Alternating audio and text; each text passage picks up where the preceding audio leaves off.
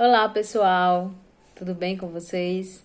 Bom, vamos dar continuidade, né, aos nossos estudos. Vamos dar continuidade ao capítulo 1 do segundo módulo, né, do nosso material, tá certo? E o que é que nós estamos vendo? Nós estamos vendo a África Antiga, uma diversidade de povos.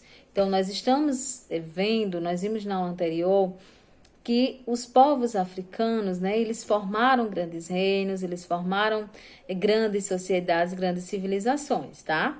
E aí nós vimos também como era a organização social e política, né? Ou seja, como esses governantes eram soberanos, que eram considerados ou se julgavam filhos dos deuses, né? Vimos também, em termos políticos, o que era uma organização patriarcal, o que era uma organização matriarcal. Vimos os aspectos religiosos, então nós vimos que muitos grupos eram politeístas, divinizavam humanos, figuras humanas, né? Que também a religião egípcia acabou influenciando muitos desses reinos. Então, quando a gente se refere à África, não há apenas, por exemplo, uma cultura africana, né? Ou um modo de divinizar, um modo de viver a religião, ou um modo de organização política, mas nós vamos ter várias nações, vários grupos que vão viver de maneira diferente e que serão influenciados por outras culturas, assim também como vão influenciar culturas posteriormente. Na atividade que eu pedi para vocês, né, eu pedi para vocês pesquisarem quais são as influências que nós vivemos, nós, povo brasileiro, vivemos as influências das nossas raízes afrodescendentes, né? O que é afrodescendente? É que durante um período da nossa história do Brasil, nós tivemos aqui muitos grupos africanos, né? E muitos grupos que têm uma cultura muito antiga, uma cultura já desde seus antepassados, que são, por exemplo, e que vieram para cá pelos portugueses e que foram escravizados lá atrás. E aí, mesmo sabendo que se passaram muitos anos, muitas coisas nós ainda vivemos nos dias de hoje.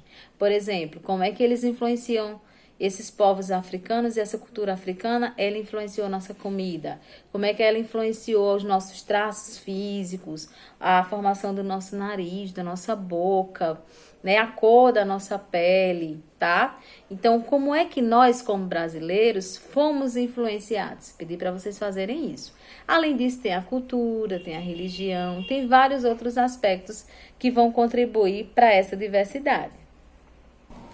Bom, gente, então nós vamos continuar hoje, né, fazendo uma reflexão, vendo os detalhes sobre a cultura do reino Kush. Então, como nós falamos anteriormente, na África Antiga, vários reinos se formaram.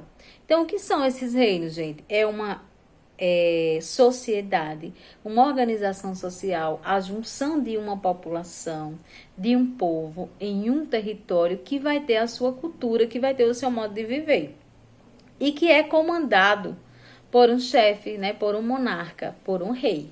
É isso que nós chamamos de reino, tá? Essa junção, essa maneira como esse grupo de pessoas eles vivem naquele território, liderados por aquele rei e tendo os seus hábitos, ou seja, fazendo aquilo que é próprio do seu povo. Tá certo? Então vamos lá, abre aí o livro de vocês na página 7 para a gente acompanhar bem direitinho, para ficar bem fácil entender. Então vamos lá. Primeiro que a gente precisa perceber é que o reino Kush, ele sofreu a influência egípcia. Lembra a gente que os egípcios eram também uma civilização africana, tá? Só que o Egito ficava ali na fronteira entre a África e a Ásia, coisa que nós vimos lá atrás. Bom, situada no norte do atual Sudão, na Núbia, a região de Kush foi muito importante para os egípcios, principalmente pelo fornecimento de riquezas naturais como ouro. Então, o que é que a gente percebe? Os egípcios, né, eles buscavam ouro, eles pegavam ouro do reino Kush. Sob o domínio egípcio, no século XVI a.C., Kush sofreu algumas influências culturais e os cuxitas veneraram algumas divindades também cultuadas pelos seus vizinhos, ou seja, pelos egípcios, tá certo? Então, tanto na parte religiosa quanto na parte econômica, o reino Kush ele teve uma comunicação com os egípcios. Entre os anos de 730 a.C. e 650 a.C., os cuxitas dominaram o território egípcio. Tebas, nessa época, a capital egípcia, esteve sob o domínio dos imperadores cuxitas, conhecidos também como faraós negros. Nesse período, houve um grande intercâmbio cultural entre cuxitas e egípcios. O que é intercâmbio cultural? É quando existe a troca dos elementos da cultura, tá? Então, digamos que, para vocês entenderem bem, uma pessoa é do sul, outra pessoa do nordeste. Aí, digamos que eles juntos se encontrem para fazer um dia de cozinhar. Então, o nordestino vai fazer coisas do Nordeste, né? E vai ensinar essas coisas do Nordeste para uma pessoa do Sul. A pessoa do Sul vai fazer comidas do Sul e vai ensinar. E esse intercâmbio é essa maneira de aprender, de ser influenciado um pelo outro. E aí depois, digamos, o nordestino usar elementos na culinária, né?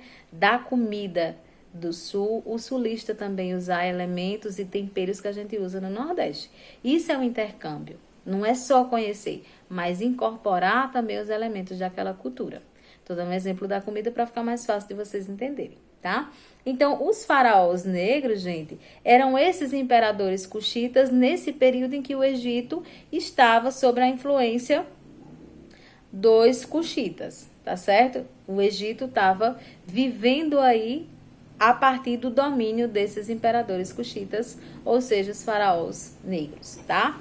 Na página 8 e 9, nós vamos ver um infográfico, olha só.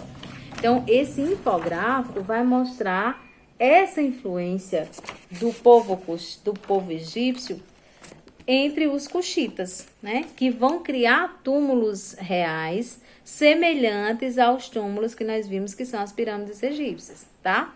Mas vai se diferenciar algumas coisas. Por exemplo, as pirâmides cuxitas, elas eram bem menores que as pirâmides egípcias.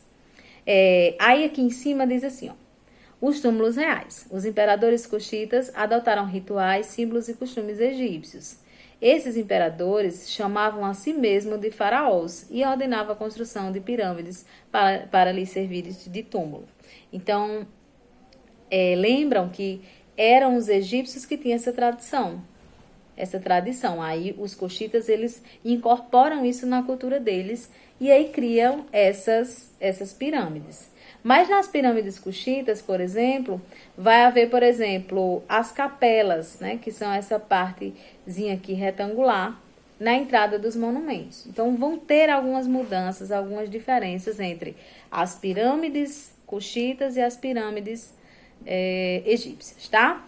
Outro elemento aqui é que os materiais que são usados era arenito e cascalho extraído na região. Algumas pirâmides eram construídas com paredes lisas e outras com frisos horizontais. Então, isso é o que a gente chama de intercâmbio cultural. Apesar dos cuxitas se inspirarem lá nos egípcios, mas eles constroem de acordo com o seu material, com o seu jeito, eles modificam para adaptar ao seu modo de viver, aquilo que fazia mais sentido para o povo cuxita, tá certo? Os reis, aqui ó, na página 9, diz assim, os reis que governavam por muito tempo, geralmente eram sepultados em pirâmides maiores e com maior quantidade de joias, cerâmicas e alimentos.